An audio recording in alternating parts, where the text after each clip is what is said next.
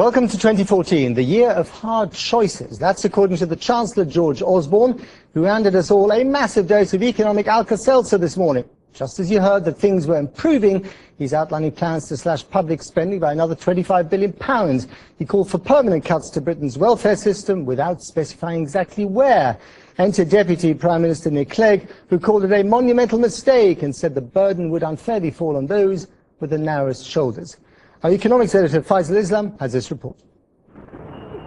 Birmingham, Europe's biggest council, in a place where austerity has bitten hard, often through the back door. Town halls up and down the country are bracing themselves for another half-decade of localised austerity. A few miles away, the Chancellor's inspecting what he says are among the fruits of his economic strategy. The Sertec automotive factory, confident enough in recovery to announce 400 new jobs. But the tone from the Chancellor was a not-so-happy new year. So it is far too soon to say, job done. It's not even half done. That's why 2014 is the year of hard truths, the year when Britain faces a choice. Those choices are about George Osborne's plans for the middle of the next Parliament, new cuts over 2 years starting in April 2016. He has to find a total saving of £25 billion to eliminate the deficit entirely. His plan, if he cuts departments at the same rate he has been, that'll save £13 billion. And so today he confirmed he'd be looking to make £12 billion of further welfare savings. But he'll also keep pensions protected, meaning much greater cuts elsewhere in welfare. Sertec Managing Director Grant Adams is exuberant about the Midlands manufacturing renaissance arising out of the success of Indian-owned Jaguar Land Rover, and was receptive to Mr Osborne's arguments. So the Chancellor said this morning that his existing cuts and future years of cuts to benefits, that's what's helped people like you grow jobs. It's got nothing to do with it, has it?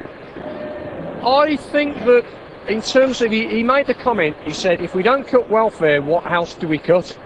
I do get what he means about that. I want to see more investment in terms of enabling us to recruit, enabling us to invest. Hard choices everywhere. In Birmingham, the Labour council leader is having to ponder cuts even to so-called statutory services. But cuts to benefits, especially housing benefit, will hit here too. That will impact on local government, because if housing benefit is cut, it's quite likely then that rent arrears will rise. An increase in rent arrears will then impact on local government, because George Osborne in many ways is passing the buck. It's a problem for central government, which he's passing on to local government. Housing benefit is emerging as a key fault line for 2015.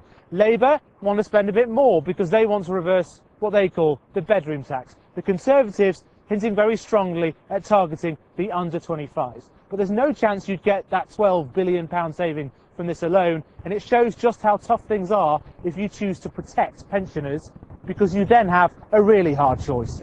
Do you think when the Chancellor says that more cuts are required, that those cuts should come from younger people?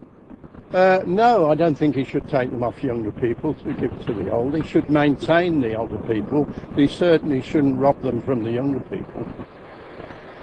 Back at Sertec, meanwhile, the apprentices who met the Chancellor seem to accept his squeeze on the young. So they've worked hard for their lives, so they've earned to have a decent pension. But like people my age, we have got the option of staying at home. If you don't work and expect to get money from people who work, it's just not fair. The hardest choice of all, subjecting older voters to the sharper edges of continuous austerity. No politician dares go there. Faisal Islam, Channel 4 News, Birmingham.